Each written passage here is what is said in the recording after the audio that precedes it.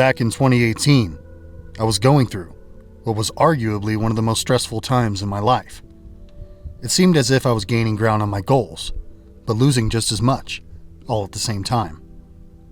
I worked in construction, on a framing crew, and after long hours of hard work, dedication, and loyalty, I'd finally been offered the superintendent position.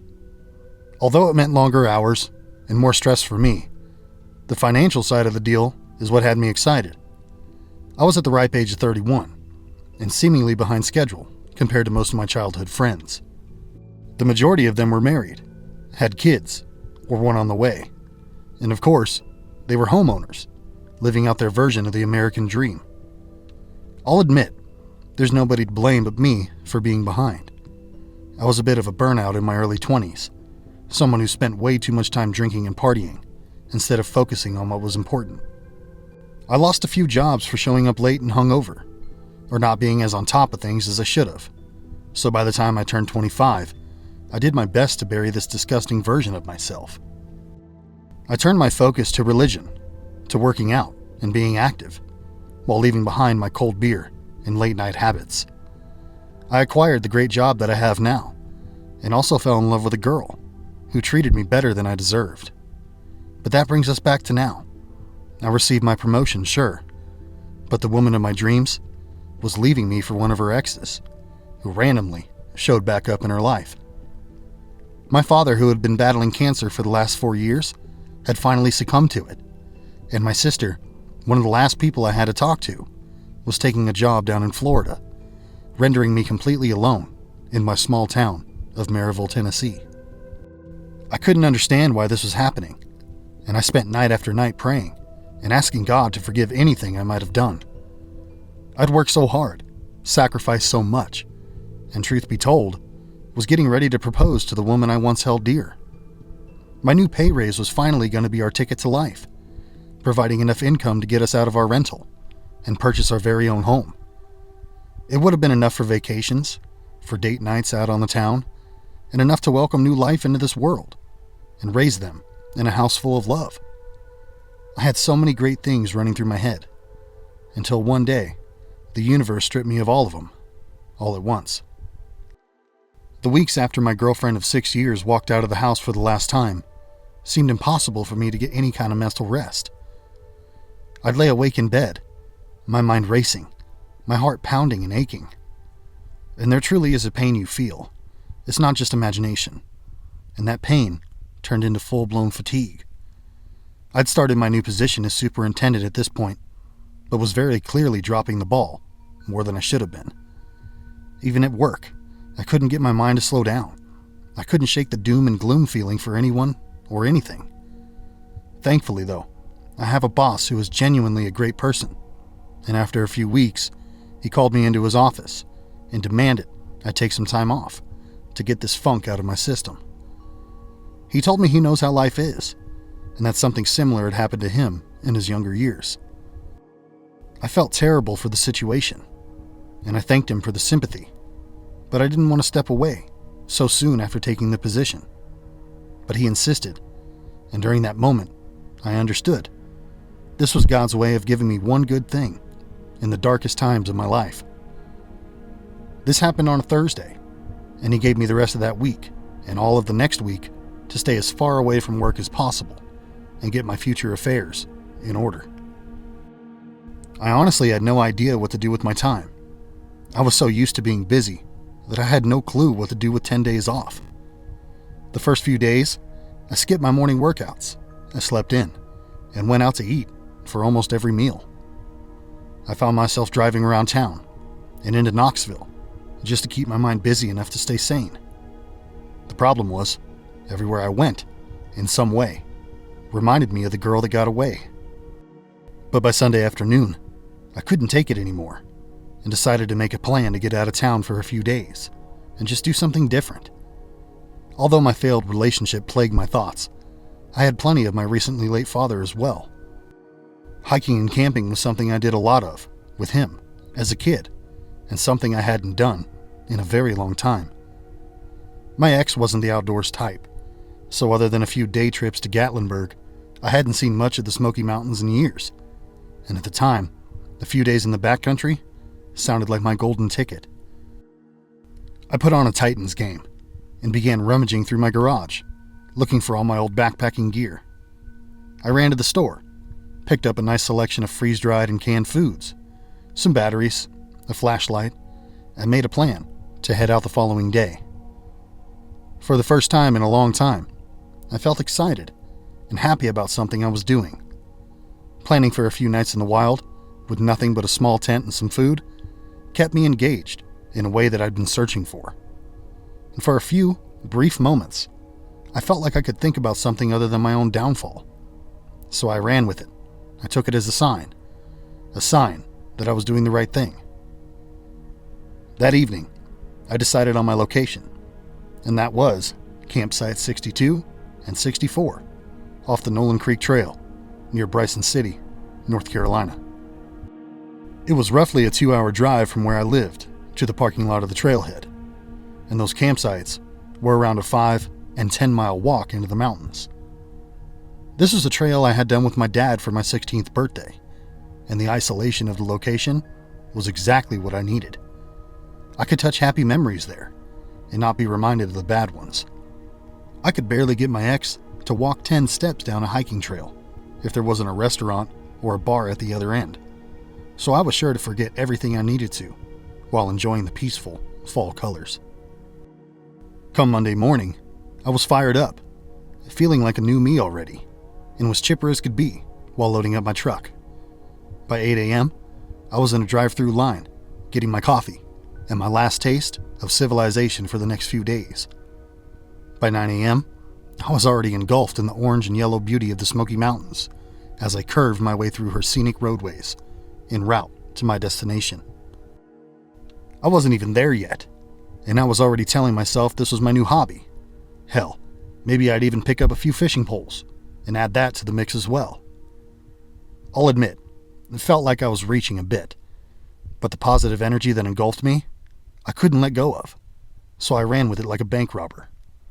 I played some Alan Jackson, some George Strait on my drive over, just like my dad used to, and got myself ready to experience what my soul seemed to long for. I arrived at the Road to Nowhere, which is the nickname for the parking lot of the trailhead. The road dead ends at a large concrete tunnel cutting into the hillside, and the trail begins just on the other side. I grabbed my gear, made sure my boots felt comfortable, locked my truck, and made my way down to the tunnel to begin my adventure. I stopped at the entrance and said a prayer for my own safety and happiness, for my dad to guide me on this journey, because I knew he was with me too. I felt the air become cold as soon as I set foot in the tunnel, as the mountain breeze whistled its way through the concrete structure. It was wet. Moisture was dripping down the walls. I could hear the crunch of the mid-October leaves under my feet as I shuffled my way through the eerie start of this trail. Once out of the tunnel, I was greeted by Mother Nature and all of her beauty. It's hard to describe, but this trail is unique. The way it begins, you feel like you step into a different world on the other side. The trees smelled stronger. The road I walked along felt like an old forest road that nobody had touched in years. As the trail splits off and begins to follow the creek, the isolation builds up slowly. You see less hikers, less signs of people. You hear the flowing water, the wind through the trees, the leaves hitting the ground, and by my second mile in, I felt overwhelmingly free. The 2 campsites I had reservations for had me excited but nervous at the same time. I got a late start to my first day, and I still had 3 miles to go for my first one. The light was fading quickly behind the ridges, and the shadows grew longer and longer with each curve the trail took. The cold, fall air was settling into the valley quicker than I expected, and it was at this point I realized how rusty I was in the backcountry. I picked up my pace a bit, knowing I needed at least an hour of daylight left to gather some wood, set up my tent, and my camp kitchen for the night. At this point, it was already 4 p.m., and as much as I wanted to take in the scenery, the beauty was drowned out by the crunching footsteps of my blistering pace. And I'll admit, the more the light faded, the more nervous I became. I wasn't used to this anymore, and I definitely wasn't used to doing this alone. By the time I arrived at my camp for the night, it was 5:30, and the daylight was almost non-existent. The sun had been swallowed by the mountains, and I could not only see, but feel a dense layer of fog begin to sink below the ridgelines. I dropped my pack, turned on my headlamp, and quickly gathered as much deadfall as I could to keep me warm for the night. Mist began dancing over the creek that gently flowed next to my camp. A thick smell of moss and pine encompassed the area as I struggled to make a fire from the wet wood I could gather. I kicked myself a bit in this moment, thinking I was crazy for coming out here alone. I was so out of touch and out of practice, I had a minor panic attack as I prayed for my lighter to ignite the kindling. As the last bit of light disappeared completely, my fire pit was brought to life through heavy smoke and dancing flames. It sounds ridiculous, but I couldn't have been more relieved at the time. When survival instincts kick in, something as simple as a fire can make or break your day. I settled into the rest of my routine, boiled some water, and feasted on some freeze-dried pasta. I pulled a book from my pack, put on my heavy jacket, and listened to the fire crackle as I got lost in a good novel. Up to this point, my plan was working. I hadn't had any thoughts about my life since I hit the trail. I even joked with myself, thinking I'd never go back. I'll just make it work out here, just like the old mountain folk used to do. But all that love for the mountains would change the next day, on my 5-mile hike to the next campsite. My morning started out good. I had an early start this time, so I was looking forward to getting into camp, with much more time to spare than the day before. I was taking my time, taking in the sights of the creek and the lakes off in the distance through the trees. But around 10 a.m., just before crossing the creek, I heard something off in the distance that sounded like a woman crying. I stopped in my tracks, stood as still as possible, and did my best to listen.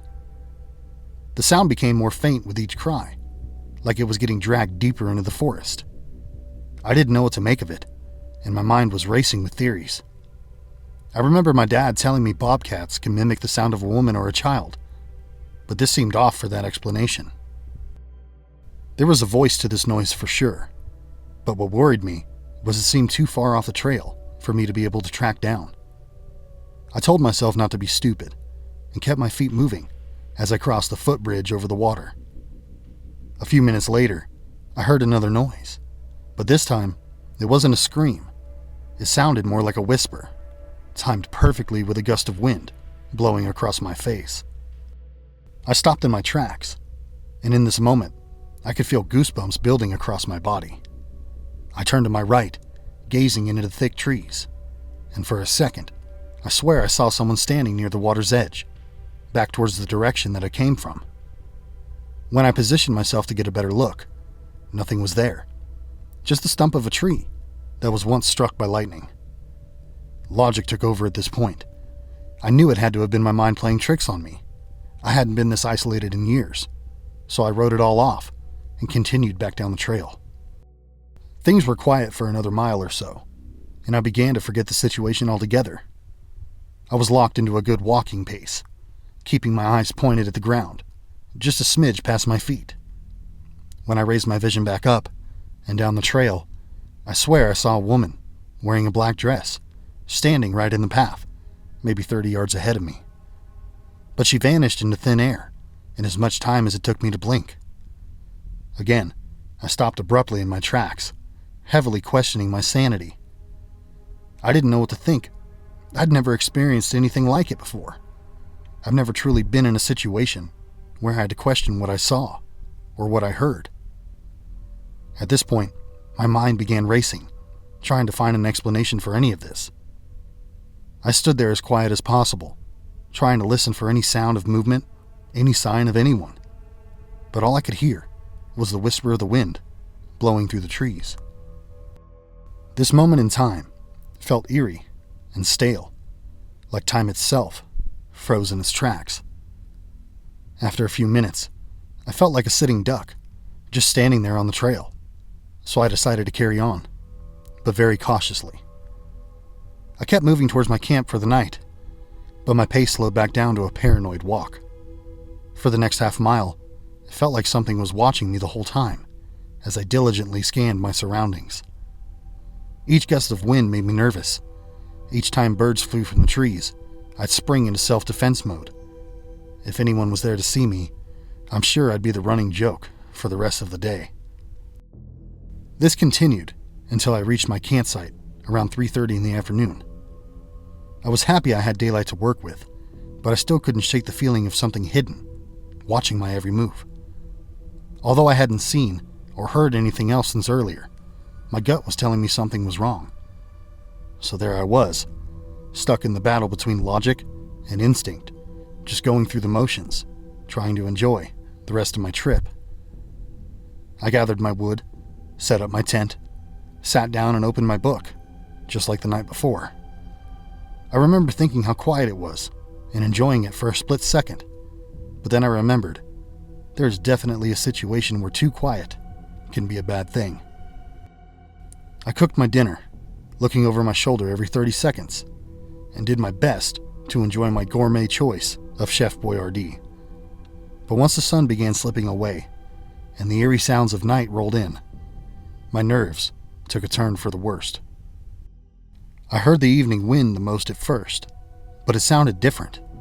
There was something that seemed to carry with it and ride it like a wave. That woman's voice. It sounded sweet, but not trustworthy. I can't describe it, but whoever I was hearing, I could also feel, emotionally. Again, I was stuck in my battle between instinct and logic, but as the night grew darker and the fog became heavier, I felt myself drifting off into a trance-like state, where I logically knew the danger around me, but my instinct wouldn't react to it. I remember hearing the tone of her voice, drifting through the trees, not able to understand a single word. I remember it calming my body, like a mountain hymn, but keeping my mind angry, like I was being lied to. I remember feeling so many emotions at once that I became lost trying to dissect them all. I was overwhelmed, but calm. I was sad, but happy. And I was angry, but relieved. But I also was sitting there on a log, completely spaced out, staring deep into the flames of the fire, not moving a single muscle. I was aware of everything, but I cared about nothing. The voice grew louder, but I still couldn't understand the language. It should have terrified me, but somehow, some way, my body had no reaction. I remember seeing the fog grow thicker around my camp as it rode in on the evening breeze. I remember looking up towards the sky and seeing nothing but the red glow from the fire flicker against the dark of night. Then, I remember everything suddenly stopped. It was like I walked into the vacuum of space. One moment, the wind was singing me a hymn, and the next, it was so silent I could hear my blood flowing. Within seconds, my panic began to set in, and whatever held me in a space of comfort seemed to let go of me. Staying completely still, I slowly scanned my head around, inspecting my campsite. The fog had grown so thick, I couldn't see more than 15 feet in any direction. I stood up, in complete shock, my mind and heart racing, trying to figure out what just happened to me, what I just experienced. I reached down to my pack, pulling out a water bottle, and the moment I pressed it to my lips, I heard the crunch of footsteps approaching my camp from directly behind me. I froze, not knowing what to do. I just had this feeling that whatever this was needed to take its course, and if I overreacted, it would end up worse for me in the end. The footsteps kept coming, slowly and evenly crunching over the fallen leaves, closing its distance behind me. I turned my head slowly over my shoulder, then gently let my feet follow suit. Through the fog, I could see the silhouette of a woman approaching my camp, as slow and delicate as she could be. I glanced at my fire pit. I saw the flames dancing. I saw the wood popping, and yet it made no sound. All I could hear were her slow, approaching steps get louder with each passing second. I turned, facing her completely now, as she made her slow creep into my camp, She stepped through the thick wall of fog, like it was a portal from another dimension, and stood no more than 10 feet away from me, smiling and staring deep into my eyes. What I saw surprised me more than anything up to this point. She was beautiful and looked to be in her late 20s. She had long brunette hair, deep, emerald-colored eyes. She was wearing a black dress that was long and drug on the ground behind her. She was barefoot, but her feet weren't dirty, even in the slightest. She put her hand out, gesturing for me to walk over and take it, but I didn't move. Hell, I didn't know what to do. She stood there for a few seconds just like that, before dropping her hand back down to her side, like she was disappointed. I got nervous, so I asked her if I was dreaming. I asked her if she was cold. I asked her if she needed anything from me, or any kind of help. But each time I asked her a question, to try and make sense of this, she seemed to become more and more irritated with me. Her eyes drifted away from mine, and down towards the ground in front of her.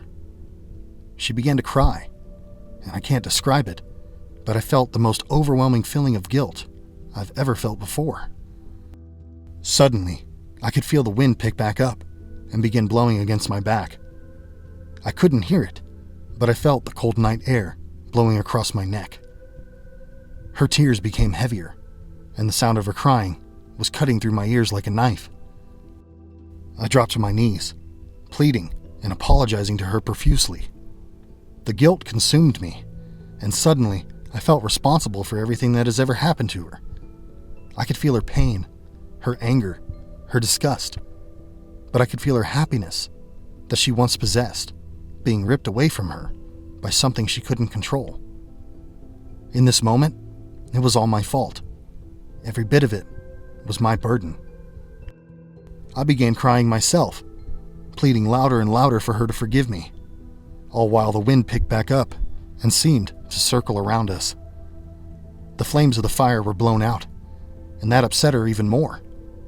Her cries turned into screams, screams that I couldn't understand verbally, but screams I could understand emotionally. She blamed me over and over as tears ran down my face, falling onto the dirt in front of me. Her voice got louder, and the wind grew stronger and stronger. She threw her arms violently, shaking her fist at me, stomping her feet, having a full-blown meltdown.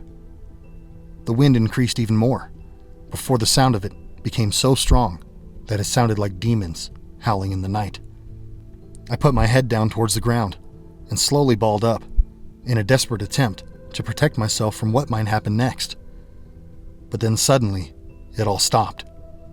Instantly, the night sky resumed where it was before. I could hear the crackle of the fire. I could see the flicker of its light. I looked up from the ground, and the woman in black was gone. The wind was whistling through the trees, and the coyotes were howling in the distance. I stood up and felt the cold air blow against my shirt that was now soaked in my very own tears.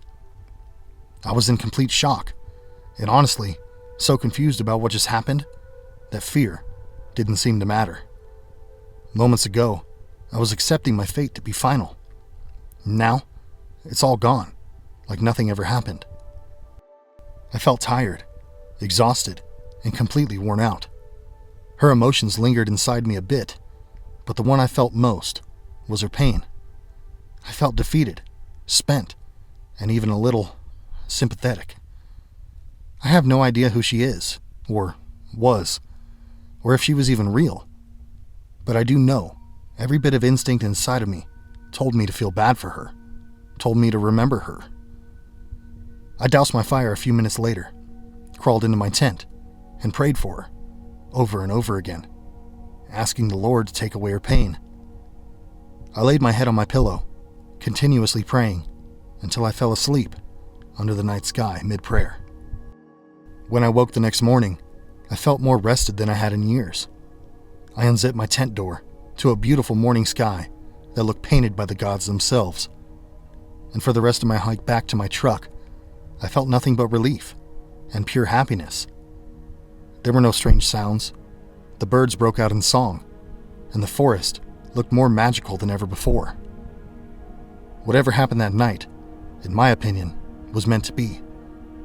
Two souls seemed to help each other in the strangest and most peculiar of ways.